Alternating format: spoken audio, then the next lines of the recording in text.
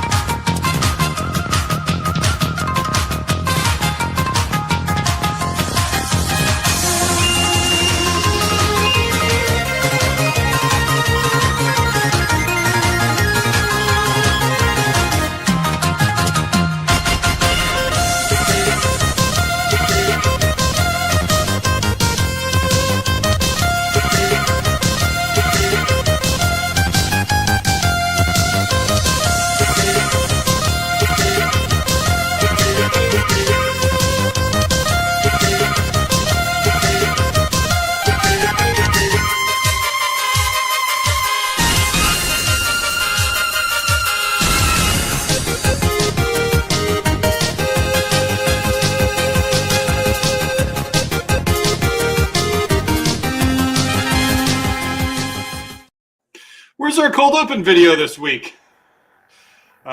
What's up, guys? What happened is about 10 minutes before we go live, and my video editor just crashes, and all the clips I was working on for the cold open got lost, which was a great mashup between all of the hilarious moments from Donald Trump's address last Tuesday, combined with all of the ugliest, nastiest, surliest moments from Joe Biden's speeches, where he's, talking about how evil the Trump Republicans are, and Xi Jinping is an evil dictator, and we endured COVID, and blah, blah, blah. I mean, just went on and on and on. And there's actually one clip I had where Joe Biden has this is actually during his Dark Brandon speech, where Biden says, these mega Republicans don't understand is that we understand that America is still your country even when you don't win.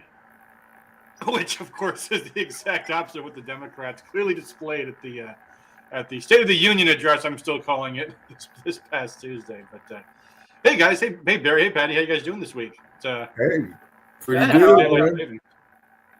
Pretty good. How's everybody? I blame daylight savings time. That's why I don't have my cold open clip this week. I'm good, man. Actually, I'm like 2 days into renovating my bathroom, and I'm starting to miss showering. But but hopefully that'll be cleared up soon enough. It's been a busy week. You're on video.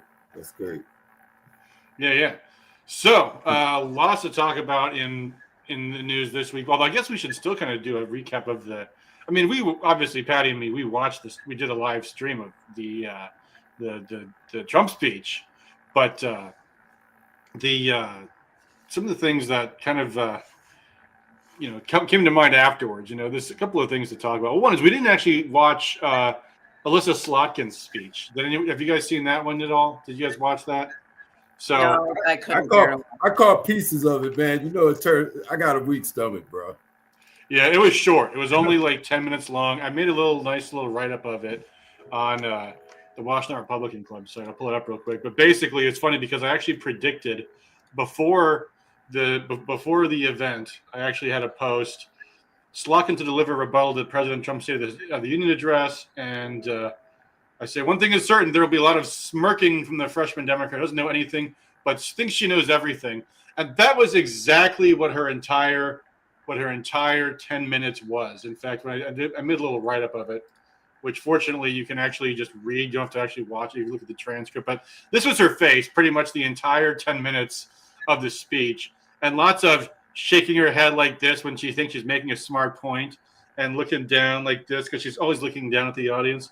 So and she's just dripping with condescension and hatred of people. So the very first thing she says, it's late, so I promise to be a lot shorter than what you just watched, because you guys have no attention span. Right? Because I'm the president and I'm going to talk as long as him or not. Right. Okay, Yeah. whatever. And then she goes on, I won't take it personally if you've never heard of me. Because, you guys are all stupid, right? You don't need to, you don't know. I know you've never heard of me before. She's lost weight, though, I think. Oh, has she? She looks like it, yeah. I couldn't tell. But yeah, she's making she makes these points. These points these things are smart. The math on Trump's proposals don't work. That's like her zinger. And she just gets like basic things wrong. Like she says, President Trump loves to promise peace through strength. That's a line he stole from Ronald Reagan. It's like, actually, that's invoking Reagan. Yep. Yeah, actually, that's been a saying in politics since the Holy Roman Empire. Goes back hundreds and hundreds of years. And actually, more recently, I keep hearing from Ursula von der Leyen, the lunatic who runs the European Union. She's piss through. That's her reason for trying to guilt Trump into going to war with Russia. Piss through strength. Piss through strength, Mr. Trump.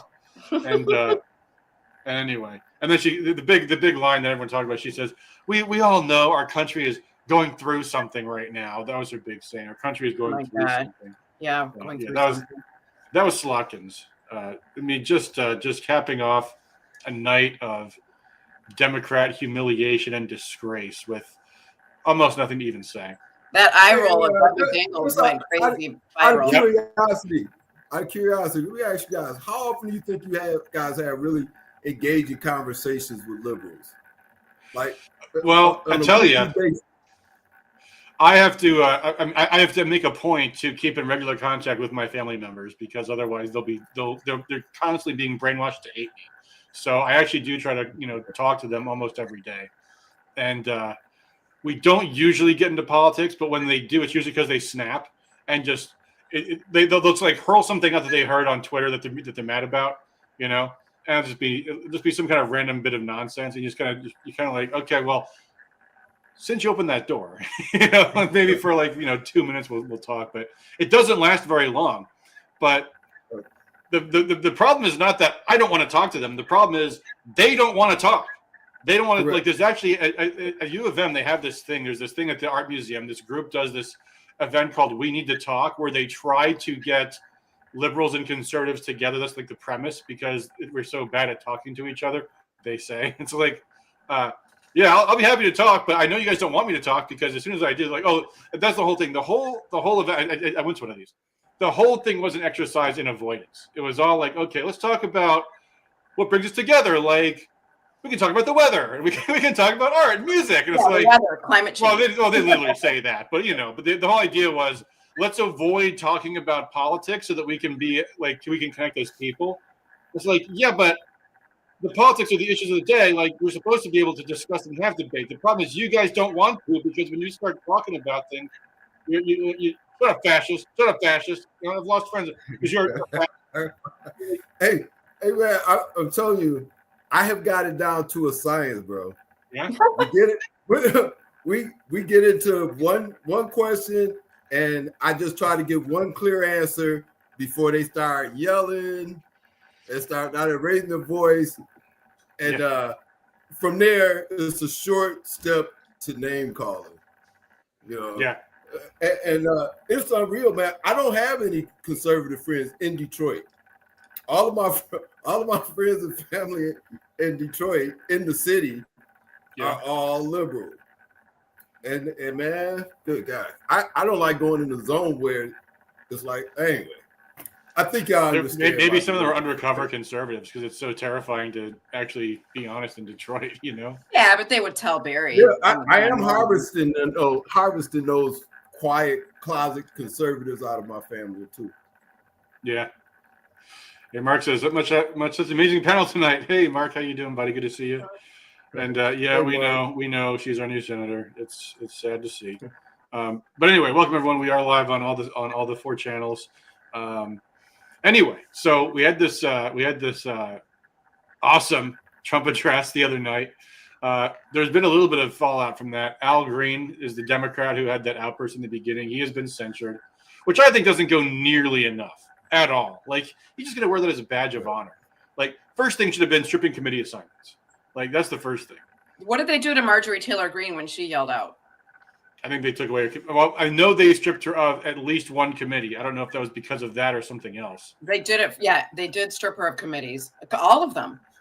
Yeah. But she's like, well, now I have a lot more time to do whatever I need to do, whatever. But yeah, but I think that was that might not have been from that. I think it might have been from something else, but it could have been something else. Yeah. There should be more long-term consequences. Yeah, they should be punished. They should also not be allowed to any future State of the Union speeches, I think. That should be one thing. Nope, you're not even coming in. You're banned. Well, I mean, what happened then? They went to do the censure and they started singing. And then, And then Mike Johnson, Speaker Johnson. My heart will go on.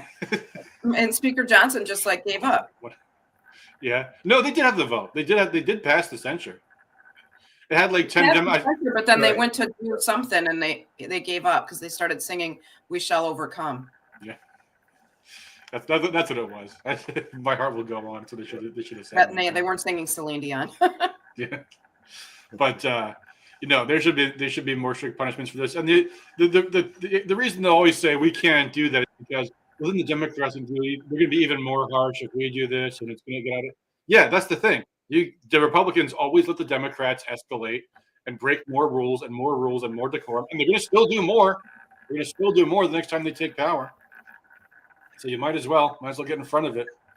But there's something else. I was thinking about the speech, and I'm still not on my clips tonight because of this stupid video program. But one thing that I was thinking about this, and then I remembered what it was is because this thing was gnawing at me. I couldn't tell what, and it was Trump is citing off all of these BS programs that we're spending millions and billions and billions of dollars on. Oh, transgenic. Yeah. Transgenic mice. You might have said transgender, whatever. Close enough. Those are the best jokes, though, too. Yeah, money for Lesotho. Nobody knows where that is. It was so funny.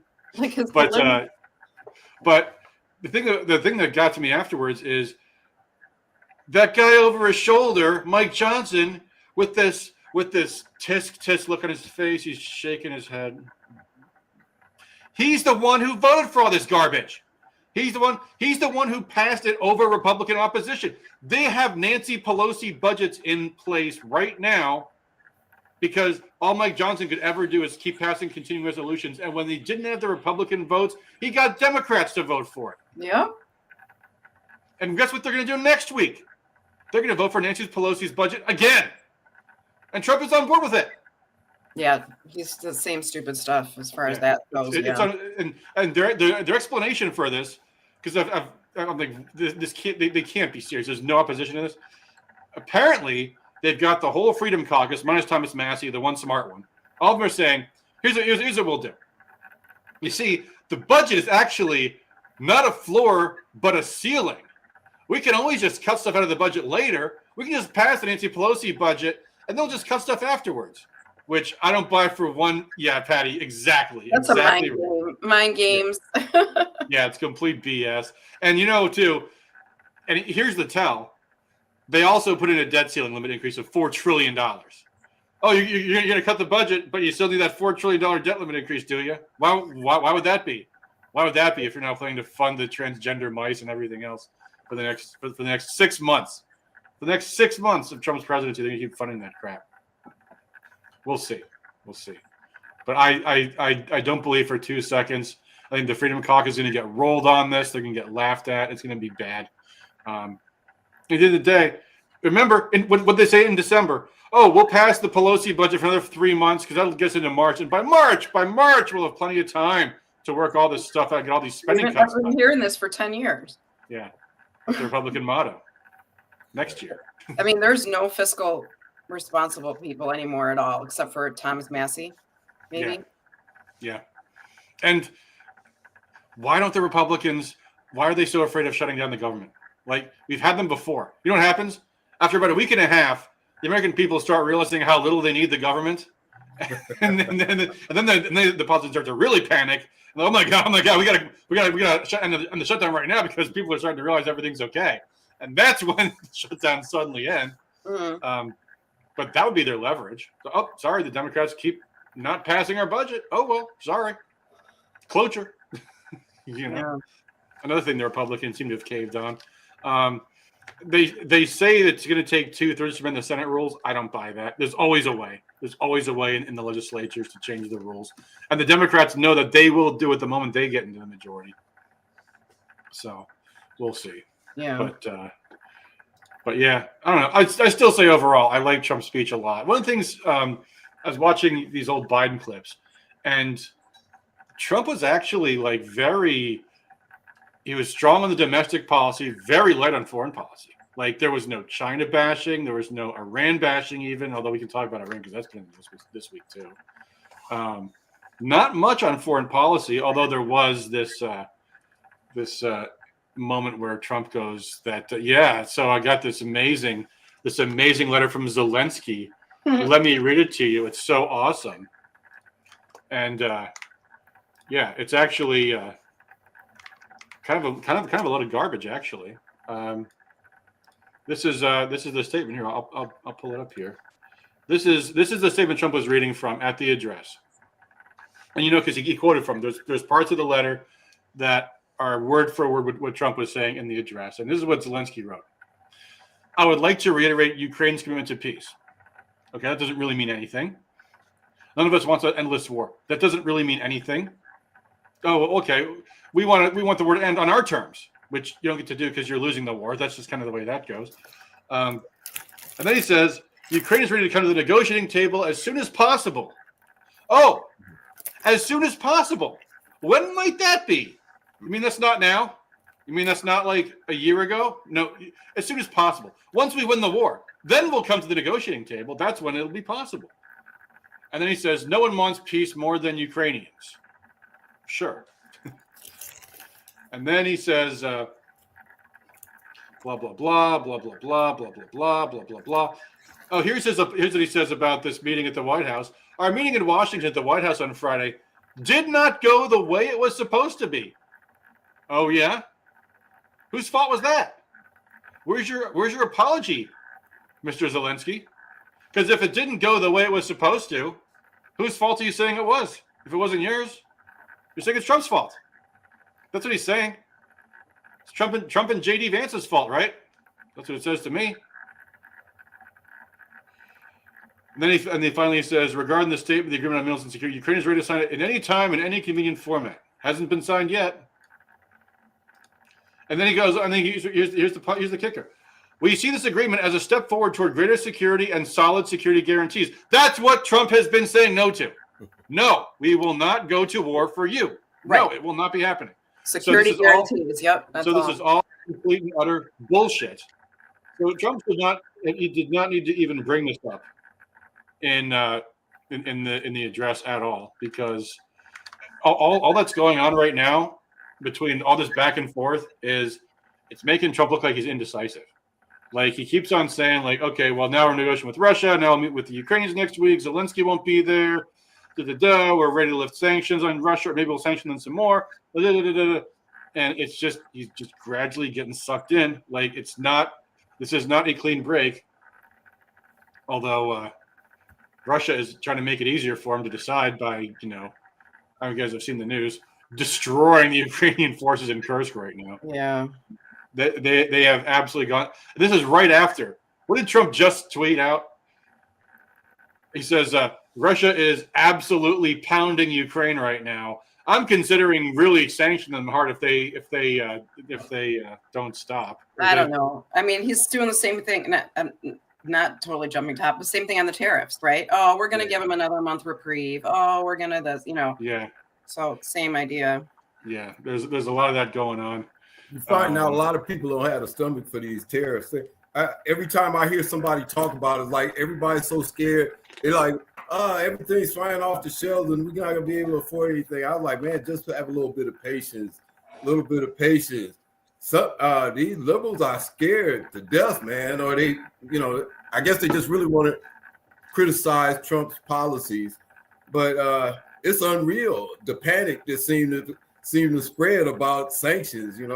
Everybody's seem to think we're going to lose the wars on those tariffs. I don't understand why exactly. Just a little bit of pressure for a little while, and I think it's sunshine on the other side of that wall, man. Yeah, people are scared to go through the pain, I think. Yeah. Well, I paid $10.39 for 6 avocados at Costco yesterday. They used to be. Well, if they're in the place of taxes, then that's not a bad thing. But again, remains to be seen. He talked about a big tax cut, but he needs to deliver on it now. But yeah, I mean, some of the tariffs I think are tools of leverage, and that's probably okay because we just saw. I think I saw today, like India just lowered their tariffs on our products. So if that's what he's doing, then that's okay. But there's this issue with he gives these ultimatums, and then it's funny because the people who are caving are these wimpy countries, which is great. But look who's not caving. Iran ain't caving. Hamas ain't even caving. And that's not making him look good because, like, he just keeps. I think twice now he's put out this threat: Hamas better release all the hostages, or those going to be hell to pay. And then Hamas is like, "We've already paid hell. There's nothing could possibly do that's going to make us feel any worse. So we're not going to pay any attention." And yeah, it's he's testing these countries out. And my thing, I think Israel's got their foot on the brake on that.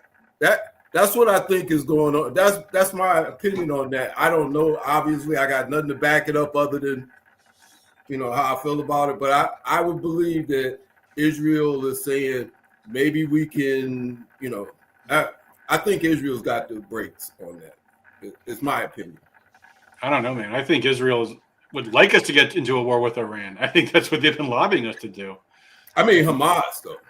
Oh, yeah. Well, it's hard to say.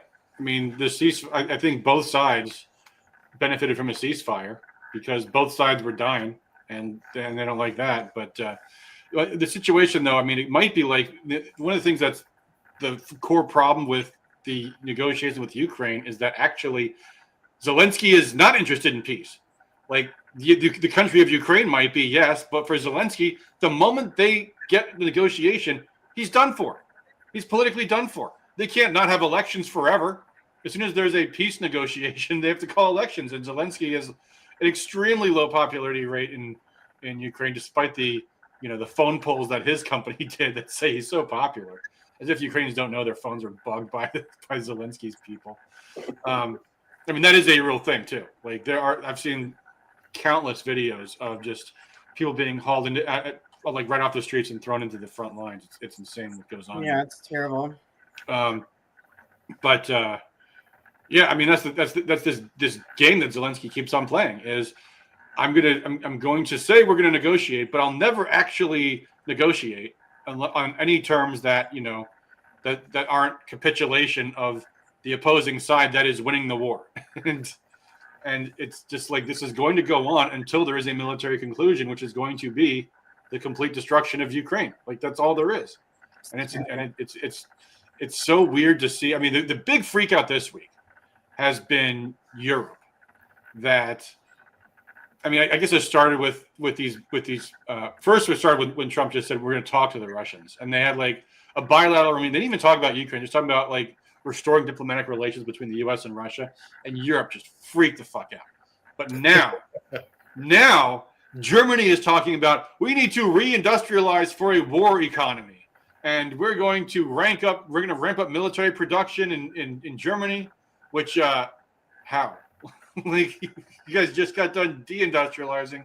You're gonna turn your car plants into tank plants because I think they're a little bit different. I mean, yeah, you can probably recycle some things, but hey, we built B-52 bombers at Willow Run. Yeah, you can do it. But it takes time. You can't just like, oh, we're gonna start churning out tanks now. Like Germany has no ability to do that. They don't have energy. They lost their source of cheap Russian gas. How are they gonna go to war when they have and Germany is the most industrial of all the European countries. The rest of these little piddly countries can't do anything. They're going to go to war with Russia, which has like this economy of scale that's just cranking out tanks and tanks and tanks every day. They're insane. And they're like, oh yeah, we're losing the war with the United States, but now that the United States is walking away, now we'll really put all our money into Ukraine. We'll really win. I mean, it's just bizarre. Yeah, we saw Canada has a new prime minister. Yeah, new boss, same as the old boss. Carney. He was elected 86% of the vote. Of the people of Canada? No, of the parliament. Well, and they said 400,000 people, but only 150,000 of them voted. I don't know if that's delegates. I don't know what it is. No, I don't think this was the real election. They're calling him the new prime minister. But temporary. Like Trudeau resigned. Like he announced his resignation. Trudeau resigned a month or two ago, right? To be done in like 6 months when they called like a proper election. But this was he resigned now as the leader of their party, however parliamentary procedure or their system works. So now this Carney guy is elected with 86% of the vote, and he's now the prime minister. I don't know if it's acting, but they're calling him the prime minister. Yeah, but it's not like the big election in Canada hasn't happened yet. No, it hasn't, but he's still the prime minister. Yeah. Yeah, John C. King says he's expected to call for a new vote, which the Conservatives favored to win. Well, we'll see. I hope so. It is Canada. You never know. Mark says, not to change the topic, one of the things that's now new is that President Trump's going to appoint, oh, shoot, I can't remember the guy's name now, the mayor of Hamtramck. Amir Ghalib. That's it. Ghalib.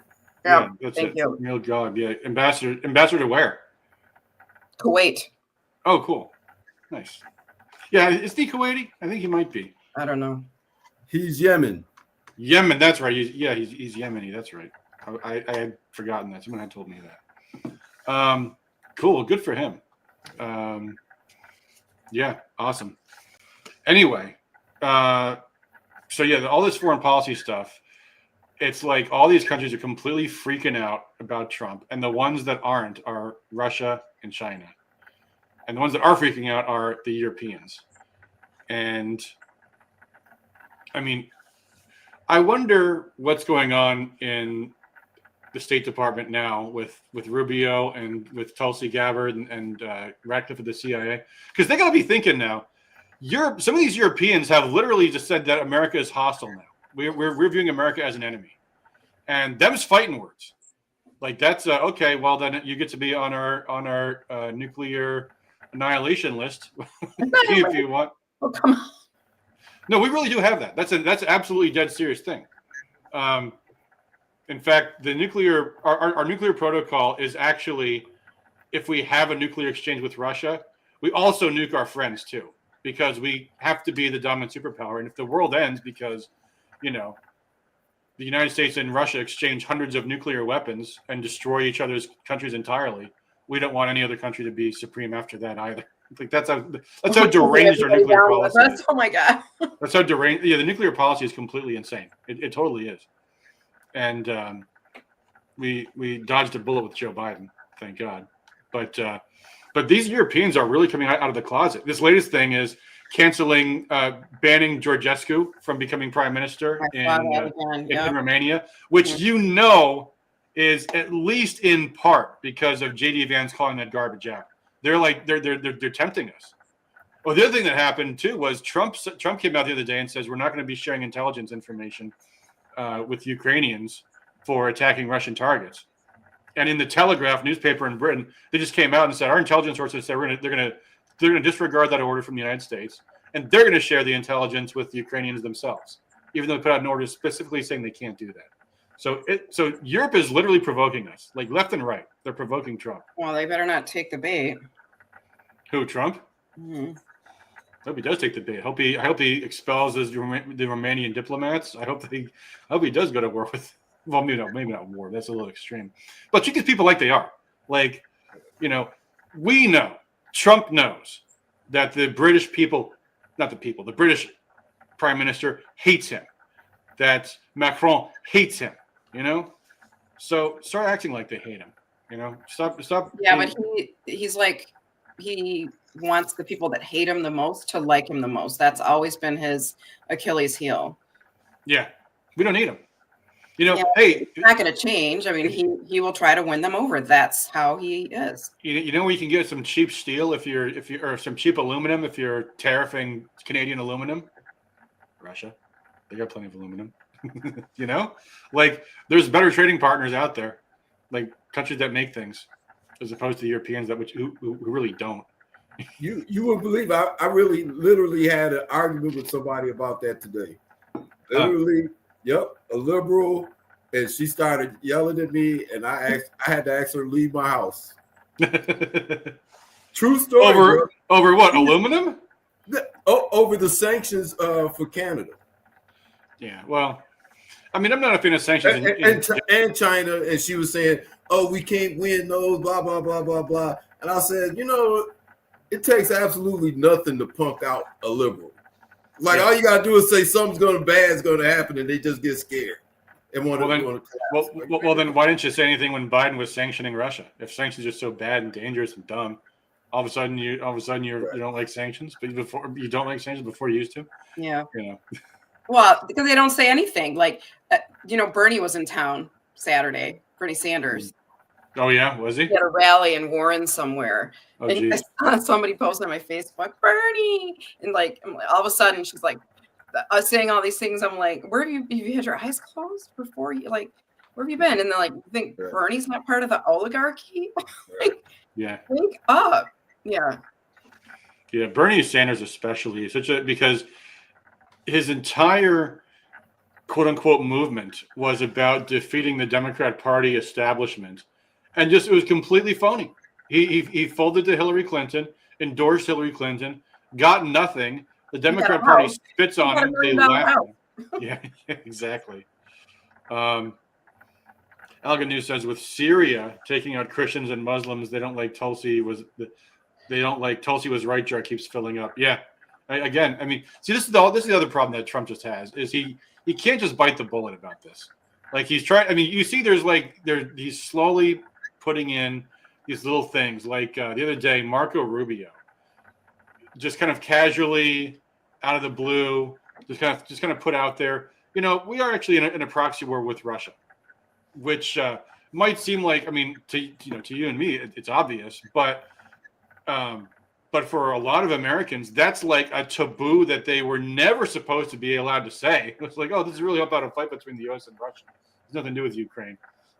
Rubio just kind of threw that out there, and it's great that they're kind of slowly coming around on this stuff. But at the end of the day, Trump needs at some point to stop equivocating, because the big story is that, yeah, the Biden administration and the Obama regime before them, their whole agenda was to destroy Russia. They pumped Ukraine full of weapons and trained these Nazis, who, by the way, are now also putting sleeper cells into our country. The Ukrainian people have said, we're gonna get America for what they've done to us. Like that's a problem now. Okay, great. Yeah. I mean, they have these camps around the United States. Scott Ritter talks about them all the time. Now they've even got one in New York. But Vindman's one. Chrystia Freeland in Canada is another one. But anyway, people who go to these like Hitler camps and stuff and are interested in becoming, hardcore Ukrainian supremacists. Anyway, if Trump's just kind of like, well, I don't know, we Ukrainians are the good guys, but they're just not doing the war right. At some point, the rubber's going to meet the road, and it's not going to work to say, well, we tried our best to help Ukraine, but they just couldn't handle the Russian military. No, at some point, if you don't confront the basic fact, which is that this entire operation, this entire project was from the Biden administration, from the Obama administration, from the Europeans. The goal was to subjugate Russia. The goal was to create a new world order in which these people were the elites and controlled the whole planet, and their plans failed because Russia beat them militarily. Then at some point, you're going to have a what's what I'm looking for, a dissonance between what Trump is saying and what the reality is. And they're gonna keep doing this stuff. They're gonna keep saying, oh, but they continuously say, oh, Trump is a puppet of Putin and blah blah blah. It's like, dude, just own it. Like, no, I'm not. Like, there's nothing. Russia's in the right here. The Ukrainians were slaughtering ethnic Russians, hence the Russians had to go and protect their people's lives. Like, what? Just call it out, man. You're the president. You're at the bully pulpit. You can say what you want. And he's doing this, it seems, in a very, very gradual manner, which I don't get at all.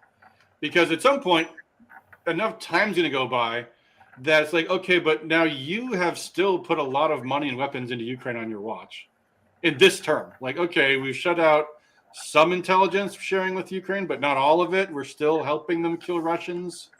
Like, why? Like, just get out now. Let the Europeans own it.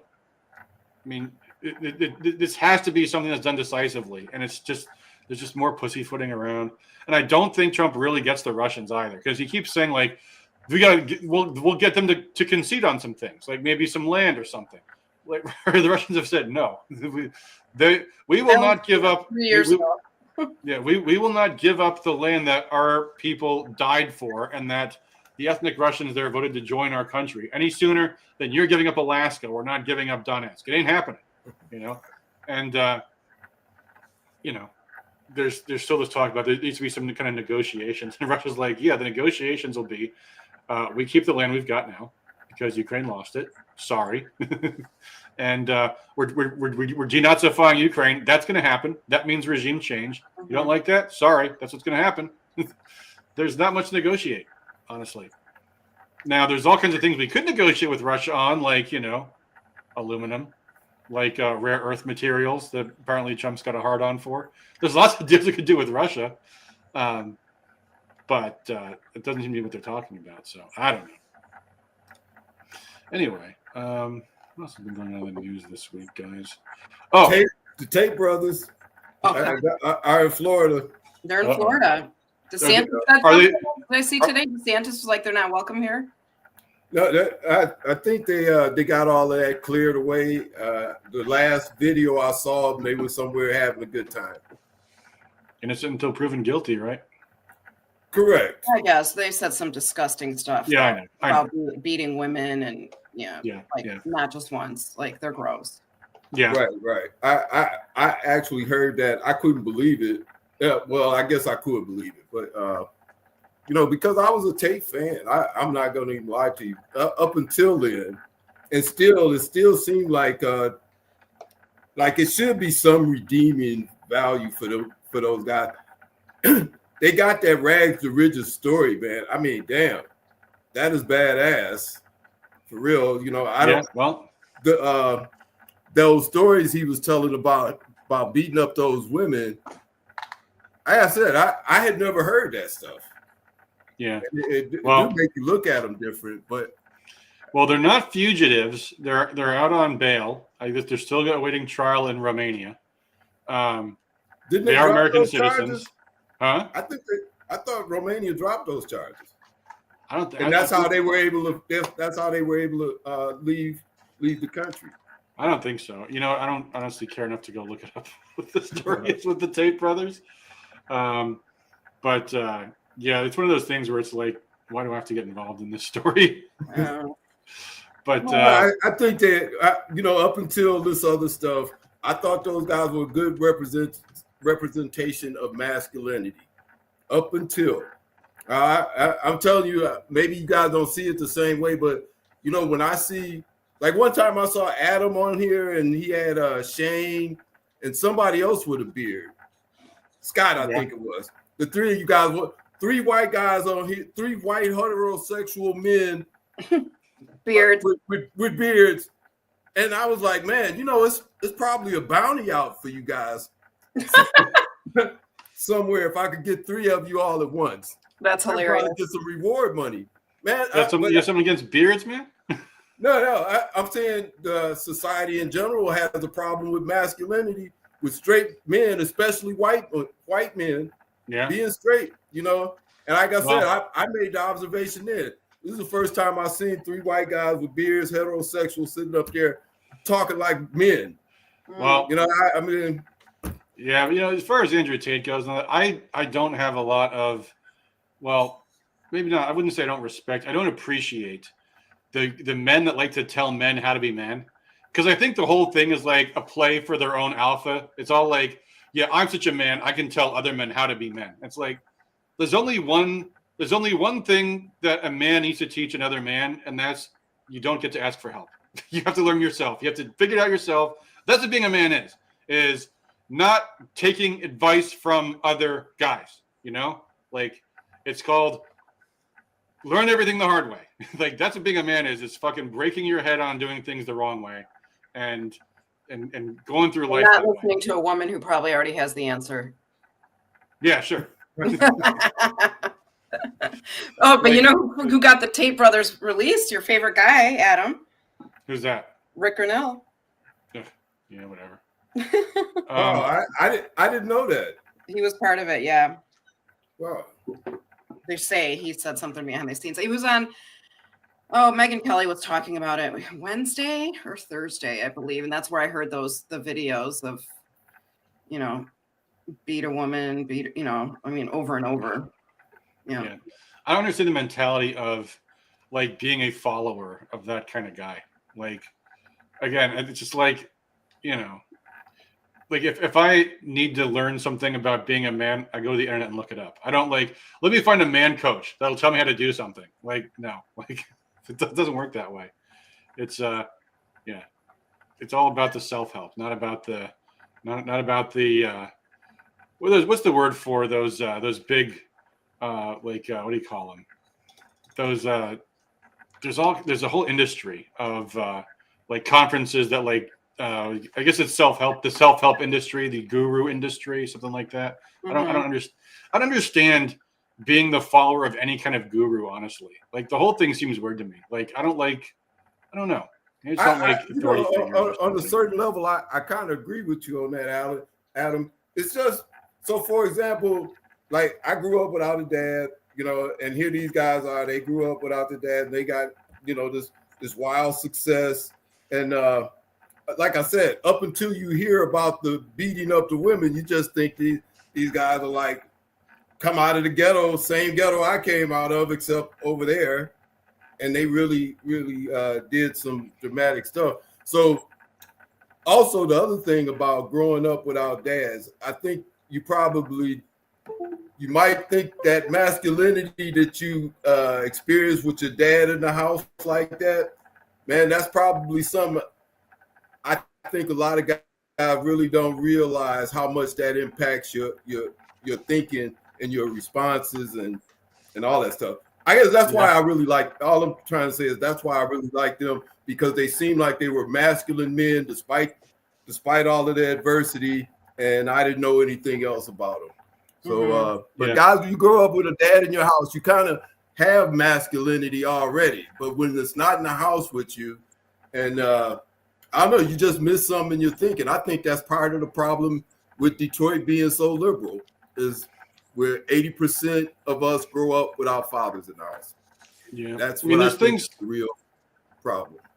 There's things my dad taught me. There's plenty of things he didn't teach me too, though. I mean, I think the one thing though that I really appreciate my dad teaching me is don't complain. He would never complain. He would get very belligerent very quickly if me or my sister complained. Like that's rule number one in life. Don't complain. Get over it. Like deal with it. Like that was that toughness. Like means like that meant a lot to me. Yeah, like, oh, exactly. You got problems. Guess what? Life's hard. Like I think the entire liberal mentality is, which is ironic because he is a liberal, but the entire liberal mentality is life isn't fair, and how can we make the world a fairer place? And it's like you do your best here and there, but you just can't.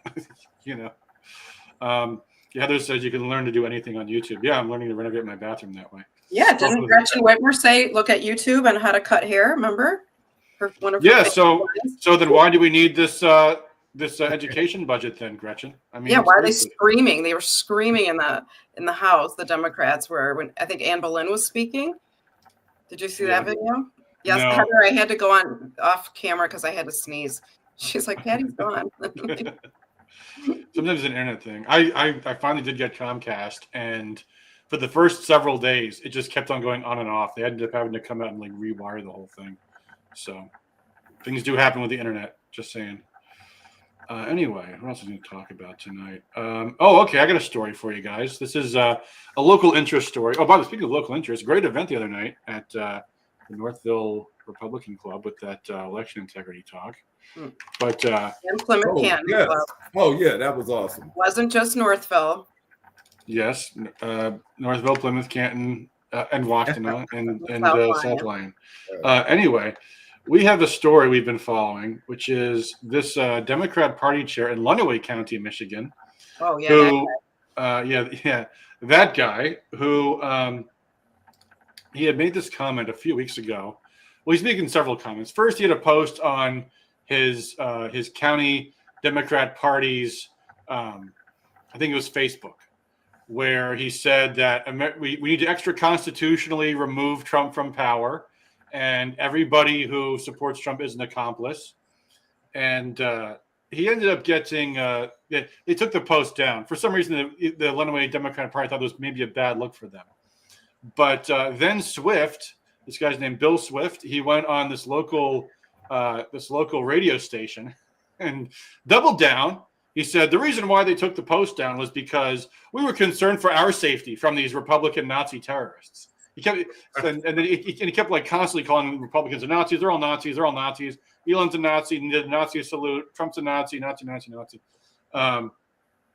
And anyway, they're all in on this conspiracy. It's all sedition, and so they're all accomplices, and they all need to be tried for treason, and then convicted, and then hanged by the neck until dead. In fact, he really went on about this. Well, it turns out that he has now been expelled from his local county fair board. So sad. The vote was actually, I think it was like 200, it was like 121 out of 137. So I guess 121 to 16 or less if there was any absentees. So he goes on. This is what. So he goes on to apologize. He actually made this oral apology in front of the board. This video of it on the Midwesterner, and I'll show you. This is his apology. There's video. Here's what he says. First off, I just want to apologize to everybody for the impression that has been given to the community that I have called for indiscriminate violence against Republicans or Trump supporters. Anybody who's received that impression, that's not true. I didn't say that. Okay. So there you go. He is sorry that you believe he said these things that he said on tape. But that's it. That's his apology. Let's see. Here is, I'm going to play this entire thing, but this is the video. It's the audio. This is going to the radio show. Let's see what he says. I'm not going to play the whole thing, but we'll start from the beginning and then we'll cut to the end. But here we go. This is the actual audio clip. You're listening to Talkback. Good morning, Talkback. Good morning, fellas. How you doing this Saturday? Hey, good. How are you? Oh, I'm doing all right. It's Bill Swift with the Lenawee County Democratic Party. Yes, sir. I'm calling because of, I just keep calling to let folks know about things and discuss issues of the day. I wanted to cover, Tim Walberg, our congressman, has picked up one of the things that we had posted on our Facebook page. Yeah, blah, blah, blah, blah, blah. And there's a lot of Nazi. Spent over $250 million. He's involved in the administration, and he was there at the inaugural, being a central figure in the inaugural, and that's Elon Musk. And Elon Musk at the inaugural performed two Hitler salutes, two Nazi salutes. This isn't out of context, taken out of context, still pictures, which seems to be what the Republicans have wanted to respond with as some sort of comparison to other people who have, they've got these pictures that are capturing people at a split second. Yeah, that's not what they this do the is. same This is a deliberate, very clear, unambiguous Nazi salute. He goes on with the Nazi stuff forever, but also just showcasing this delusion that Elon actually he pounds his chest and then goes like that, which is like very, very obviously and undeniably a "my heart goes out to you" gesture. Anyway, yeah, of course, conservatives are pointing out how ridiculous it is. Anyway, this goes on, but I'm gonna cut ahead here for a bit because it's a long call-in. But John C. King says, I can't believe that was Bill Swift's post. No obscenities. The Bill Swift I know and communicated with on Facebook always weaves a tapestry of obscenities. Even the father in A Christmas Story would blush. Yeah. Heather says I'm marked safe from Bill Swift. Anyway, here we go. This is towards the end of the interview. And you'll hear it's kind of funny because the guy, he's been calling the Republicans Nazis for the past 8 minutes, and the guys just want to get him off the air. And here's what he does. And have not been a fiat country. We've been a rule of law country. But unfortunately, these Republicans who have transformed the country into a Nazi regime have destroyed the rule of law completely and utterly. And I'm going to have to... Divided, Doug? Yep, just the last thing. Yeah. A house divided against itself will not stand. Just one last thing. That's Abraham Lincoln. And he said, we will either be all one thing or we will be all the other. Yeah, we're all MAGA. So people got to decide what they're going to tolerate. Watch the Netflix movie number 24. That's the last thing I've got to say. Thank you so much. Well, and I just want to say, while you're on the phone, he's not done yet. Yes, sir. Your opinions and your thoughts are always welcome on this show, as are other folks who may totally disagree with you. And the reason I say sure. that, we had a message from a gentleman whom I respect very much yesterday saying, please do not support Bill Swift on your show. We're supporting Yeah. everyone who has something they feel needs to be said. And you are always entitled to do that. If he or other people think you're incorrect, they're welcome to call and say how they feel about it. That's a hallmark of the freedom in this country.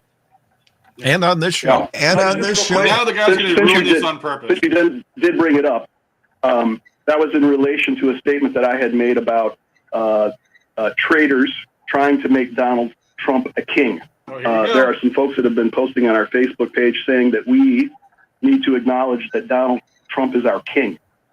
And they have made statements that maybe they would make Donald Trump a king. I And said that. It was great. in response, It was a good bit. I said, and I believe this to be 100%, I stand behind this statement, that that's treason. Anybody furthering an effort to make anybody a king, and they should be arrested, and they should be facing the death penalty. They should be hanged by the neck until dead. I believe that this is one of the few areas of the law where I believe the death penalty should be imposed. And that's I stand behind that. And you're totally legitimate to say what you think. Nobody should turn you into the sheriff's department or ban you or anything. You have a right to say that just as much, and just as much as someone that may totally disagree with you. Yeah. Yeah, he has a right to say it, a constitutional right. They're correct on that. These guys are also morons for not condemning him on the spot for saying what he just said, because that's what he did say. He said exactly what he was reported to have said, which is that anyone who enables Trump, meaning all of his supporters, should be tried for treason and murdered, which is what he just said. So yeah, there you go. So I don't, and then he I almost don't know whether it's delusional or evil malice that he then comes off and says, I think it's psychopathy, that he then comes out and says, I don't know where anyone got that impression. I didn't say that. I didn't say that I called for indiscriminate violence against Trump or Trump supporters. That was precisely what he said, and he feels pretty good about having said it. So there you go. But this is classic Democrat projection right here. Like, who's a Nazi? The one who calls for the slaughter of everyone who he doesn't agree with? Because, I'll tell you what, folks, we are going to have to, at some point, say goodbye to the folks on YouTube and Facebook tonight, because I've got a clip that I think is only something we can show on Rumble and X. And I'm not even sure about X, but there was a certain demonstration in France the other day, which is this kind of projection writ large. Let's just say it's an anti-Nazi protest that just seems a little bit too Nazi for my liking. It's very suspicious. It's very okay, Barry, let me give you an example. What would you say if, we're talking about free speech, and I want to make a big point about free speech, and there's a certain word that white people really should never say. And I want to talk about that, because I want to talk about free speech. I'm going to actually say that N-word. And because I want to make a point about how valuable free speech is. And then I want to underscore that, so then I say it again. And again and again and again. Wouldn't you at some point be like, I think he just likes to say that word. He's just looking for an excuse to say that word, isn't he? Like, that's what you would think. These people, and I want to show the video, but I can't on YouTube or on Facebook, because that's all going to get banned, but not on Rumble, I don't think. But there was a certain protest involving some, let's call them femmen in France recently, where some ladies dressed up and did a protest against Elon Musk and Vladimir Putin, where they dressed up as topless Nazis with and they painted swastikas on their rather sad-looking chests and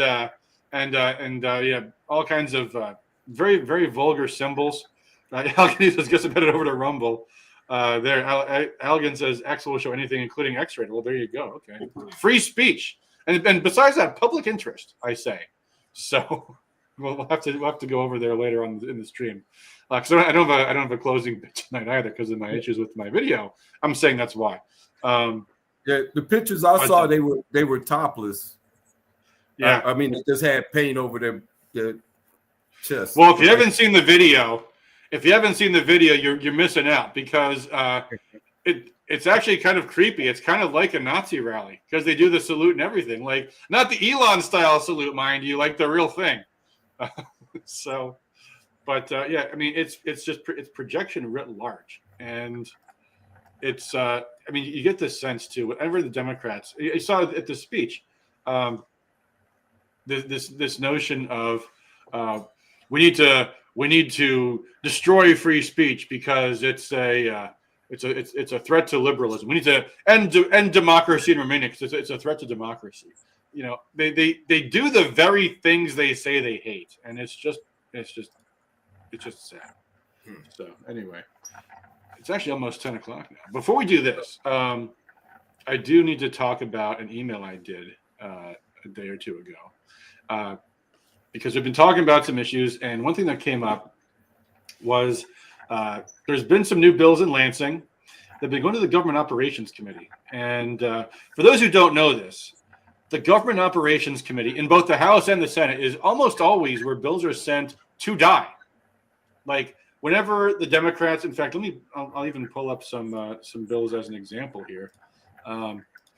Whenever typically you would see like every bill Josh Shriver introduced in the last term, Democrats would send to government ops. Like that has been historically kind of the catch-all committee where we send bills to die. So let me pull up some examples of some bills that went to government ops here. I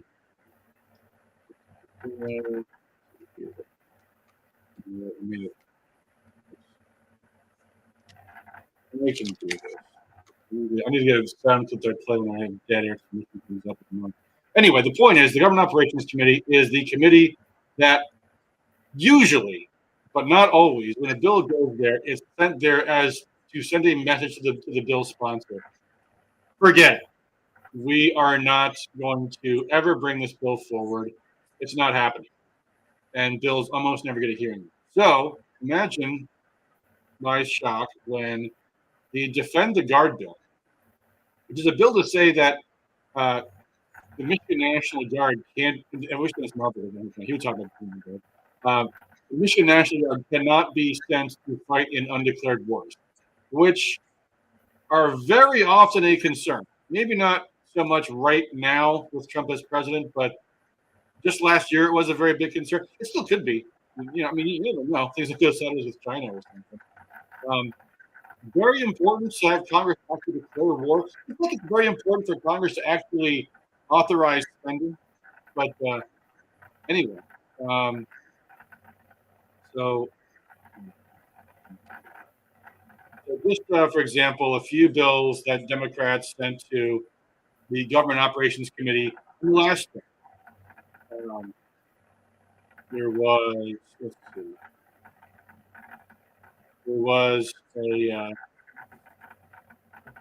bills to prohibit gain-of-function pathogen research that Republicans introduced. I think Democrats sent that Government Operations Committee. So from the government to government operations, as did also Josh Shriver has a resolution. Now, resolutions are especially an interesting case because resolutions don't actually require a roll call vote. What usually happens is it'll be like today is something awareness day, and they'll just get adopted. They're just kind of gaveled through. And because of that, you almost never see resolutions that get sent to the Government Operations Committee. It'll be like a resolution to declare March 2024 as Athletic Trainers Day, and or month or whatever. And there's tons of these resolutions that they pass all the time. There's never a vote on them. And then occasionally you see resolutions that get sent to government ops for some reason, including apparently Josh Shriver's resolution to condemn the Obergefell decision, which was the decision that overturned the constitutional protection in Michigan state constitution against homosexual marriage, which, you know, is kind of a state issue. So, you know, instead of just, I mean, he could have just ignored it. The speaker had just not brought it up. That's all the speaker had to do. No, he sent to government ops. So send me a message. So anyway, I was happened to chat with Steve Carra because he's the sponsor of this bill. I just kicked at him about it. So actually, Matt Hall's been very good to me, and actually one of my other bills got through government ops this term. So maybe, I don't know, maybe there's still hope for it. So he's optimistic. So I'll just say this. I hope Matt Hall proves me wrong. That's all he has to do. Prove me wrong. Bring up Defend the Guard. It passed in Virginia 99-0, because in the meantime, what's a man to assume when a bill goes to government ops, except that you are trashing the bill? So we shall see. I'll be happy to be proven wrong. And if I am, I'll be first to admit it, but we'll see. Let's get Defend the Guard a hearing, folks. Where's Dennis Marburg? He must be he must be on daylight savings time. He isn't tuned in yet. So, oh well. Anyway, so I just had to get that out because I have a feeling I'm going to be I'm going to get some. I don't know. Every now and then I get emails from Lansing people that are very mad at me for popping off and making accusations that I'm not prepared to back up. So I'm just saying, guys, look, I'll take a win either way. Prove me wrong, and I'll be very, very happy. But if not, prove me right, and well, there you go. So, but I prefer you prove me wrong. So prove me wrong. Bring up the bill. We shall see. So, anyway, what else is going on? You guys have any events coming up? Hey, well, you know what? I wanted to ask you and Patty about. You guys look like your game has elevated. I mean, you guys are out there, and I didn't know you guys actually held debates and whatnot in public forums like that. I mean, that stuff was impressive. I didn't know you participated in any of that. Well, I mean, prior to this, I did work with my county GOP for a couple of years, but this is going to be something I think is going to be do you mean the clubs, Gary? Going to be more enduring. The what? Do you mean the clubs? Oh, I mean, you're following the state election, the chair process, and hosting those events. Oh, right. Yeah, that was part of the club. Yeah, those were both are new since like December, right? I would say same time frame, because I didn't run to be on the county committee again. So this is my way of staying involved without hopefully without just working hard without drama and unnecessary headaches. We need to fight for liberty in this country, and frankly, the GOP is not always the best vehicle for that. In fact, I mean, I got to tell you, not having to deal with the disruptors it's like it's like 100-pound weight's been lifted off of that was hanging around your neck. To not have to, I mean, I actually saw the disruptors have done literally nothing in the entire year. Like, because all they were ever about was being disruptive, and now we have an organization that they can't even touch, and all they can do is whine and cry about it. It's hilarious. That's all they actually do anymore is whine and cry. It's great. Yeah. People still don't seem to quite understand some of the differences of a club versus the county party. Like, they think they can just show up and he's like, get the fuck out and demand to speak, or things like that. It's like it's a little different. You know what I mean? And we have a board. that's the difference. We have a board, and you're not on it. It's the difference. So it is. Yeah, it is different. You don't have to be a delegate to be on. You could still go to county party meetings without being a delegate, and I don't call what we do meetings. People are like, oh, when do you guys have in your meetings? No, we're doing purpose-driven, issues-based events, information sessions, whatever. There's no like meetings. Well, our group is having a meeting, but they're not invited to it. I'm not invited. That's all there is to it. Huh? I'm not invited, and I'm a member. You're invited. I am invited now. You were invited. Tomorrow? Yeah. But this is a new level of operation, isn't it? Or yeah, I just created it. All right. And over Christmas break, I filed all the paperwork, and it was quite a lengthy process, actually. Yeah, it's not. Yeah. So right. Yeah. So we're trying to make a difference. More than an impulsive move. I could see that. It looked like it took a lot of work. Mm-hmm. Yeah. Well. Yeah. A lot of big application process. You got to file to be a nonprofit corporation. like Yeah, all the legal kinds. stuff is a little tedious, but once you get through it, it's like Yeah, it's not just like a hey everybody, let's just go do something. Like it's formal. yeah. So, But I mean, it could be worse. Back in the Obama days, it used to be the IRS would literally come up with any excuse not to give you nonprofit status, and they would Yeah. demand to see everything you've ever put out ever. Like they want to see every email you've ever sent out, all of your documents, like everything. And if you didn't give it to them, they would just deny you. Now it's just like you file and you're in. Like and this actually happened because even before Trump got back into the White House, it was such a bad scandal in I think it was 2012 maybe. But the IRS targeting of conservative organizations had gotten so bad that they had to do something about it because it wasn't all sides that got subjected to that kind of treatment. No, it was completely partisan. Yeah. So anyway, so yeah, that's the goal. The goal is more locally focused stuff, and yeah, it's not going to be Robert's Rules training or just ridiculous things like that, right? Well, you guys got Adam to put on a tie, so I don't mind wearing a tie. I like wearing a tie, just when the situation suits it. But shoot, now I'm designing ties even. Yes, you are. So. But anyway, we actually have them on our online store. But yeah, other than that, I was going to mention. So we still have a few Trump nominees to be confirmed, even though it's mid-March now. We still haven't gotten Jay Bhattacharya or Harmeet Dillon or Elbridge Colby or Marty McCreary yet. I'm saying Jay's soon, maybe this week. I think there was hearings for most of them last week, so maybe the final confirmation will be this week. What score did we give Rubio? We might have to upgrade him. Did we give him? Did we give him I put him in a D, maybe either D or F. I gave him. He's been impressive, I have to admit. after throwing Zelensky out, huh? Yeah, well, yeah. And then Rubio, I think Brooke Rollins, what did we give her? She kind of sucks, but I think Kennedy kind of came out and said no, and then she backtracked on those vaccine, like putting mRNA vaccine in our entire food supply of meat. Yeah, I think with Rubio, he just knows to go where the power is. And, like I saw he posted on X a condemnation of the targeting of Christians and the Alawites, the Armenian Christians in Syria by the Rent-a-Jihadis, and one of its first comments was, "You always supported overthrowing Assad, always until just now. What are you complaining about this for?" So, he seems to have had a change of heart, and might have been an opportunistic change of heart, but I'll take it. So we'll see. Yeah. Hopefully it lasts. Assad is still. Oh yeah, Russia, this was Steph says per Tom, the Democrats didn't ask Jay Bhattacharya one question about COVID. Yeah, I saw that. They seem to have surrendered about this. I'm just going to find the article. Where did I see that? I saw it somewhere. But it seemed, that was the gist of it, though, was it seems as if the Democrats are just going to throw in the towel on this because they know that this is a losing issue.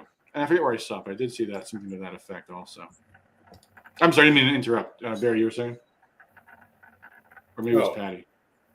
No, it was Patty. I thought I bowled over somebody just now by mistake.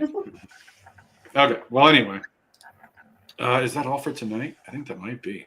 It's been a eventful 5 days. I guess what remains to be seen is what's going to happen next in the Russia-Ukraine debacle. So, I don't know. I like I said, I think it's just a matter of how soon can Trump get decisive on this. Like, he seems to keep inching in the right direction. But the problem with inching is, like, now they're like, oh, it's going to be Trump's fault Ukraine lost because the intelligence got cut off just now. Not like they're losing because of what's been happening for the last 3+ years. So I'm wondering, who do you think is chirping in his ear, one way versus the other way? I wonder, like, who's still in the, even Lindsey Graham turned on Zelensky last week. Yeah, that's true. I mean, Keith Kellogg probably. Yeah. But besides him, I don't know. I think it's also just that Trump has he has a personal concern about being seen as not being tough enough on Russia. Yeah. And he doesn't know how to resolve that, which I don't think there is a smart resolution to, because I think it just comes across as He's going to he keeps trying to find a third way that's not there. Like there's no compromise between two completely diametrically opposed sides. Mm-hmm. Like it's not going to happen. There's no compromise on the four territories. So what's going to and what Russia has shown. I mean, this is the other thing too. Like constantly, it's always let's get to a ceasefire, and then we can talk things out. And Russia's like, for the millionth time, no, we're not going to have a ceasefire until we have a permanent, lasting peace. And Europe and Ukraine are both saying we're not going to do that. Yeah. That's one thing Russia is saying too. It's not even just Ukraine. They want to have a permanent peace relationship with Europe. And Europe wants to annihilate Russia. So those two things cannot be resolved. There's going to be a military conclusion to this. And Ukraine's not going to like the outcome. And Europe's not going to like the outcome. And all Trump's options is either cut now and take the opportunity to say, look, Europe says they care about this. We don't. This is Biden's war, and we're out. Biden botched this all up, and it can't get any worse. We're done. Or go whole hog and say, Biden was on the wrong side. We have been on the wrong side. But they're not going to do that. So the alternative is to look like he's waffling. He's going to sanction Russia and then unsanction them. And what's he going to do if he says if Ukraine comes to the negotiating table, we'll restore the intelligence to them. And then if they walk away again, we're going to cut it back off again. I mean, now it looks like waffling. And that's where it's going to be on this issue unless something comes to a head soon. And what I'm reading is that Russia is about to launch some big offensives in the next few months. Like, not even just what's happening in Kursk right now. That's happening now, and that might be a game changer because the whole notion of Ukraine trading Kursk for parts of their old territories back is like completely evaporating now. It was never a thing, but their imaginations are even evaporating now. But I mean, I don't know. Like if I was Russia, I would also demand that all of these other ethnic Russian territories in Ukraine get to have a referendum. Like, okay, there's ethnic Russians in majority in Odessa and Sumy and Kharkov. They all need to have a referendum. If they don't want to join Russia, they can. Like that might be their demand. And if that happens, now Ukraine is landlocked. Now Ukraine is like basically a sliver of what could probably be absorbed into Poland. And otherwise, it'd just be a rum state of nothing. Yeah. So, yeah, it's a disaster, and I don't know. I think Trump's got to make up his mind sooner or later. I don't know, guys. Lots of billionaires over there now. Yeah, right. I mean, they made billions from it. They might not be in Ukraine, but yeah, they'll be leaving. Yeah. The thing about billionaires is they know how to protect their money, and in Ukraine that means getting it out of there. So. Yeah, they'll find. I'm sure they'll find some way. You guys got any pics of anybody running for anything? You think? Any word on the street about candidates? Well, Chief Craig announced for mayor of Detroit. Yeah. Well, good luck to him. I don't know.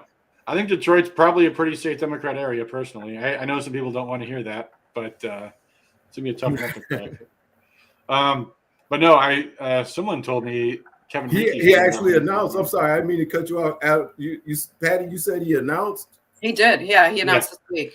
I think he said. Didn't he announce his announcement? Like he said, I will announce on March 12th. I thought he said something like that. That's Gilchrist for governor. I thought. Oh, okay. I mean, Craig might have too, but I think I saw that Gilchrist did that. Yeah. No, I don't know. I mean, Barry, didn't you tell me Kevin Rinke is thinking about running for governor? I mean, I've heard that for a long time as a rumor, but is that? Yeah, that's pretty. It's not official. I would say it's official, but not official.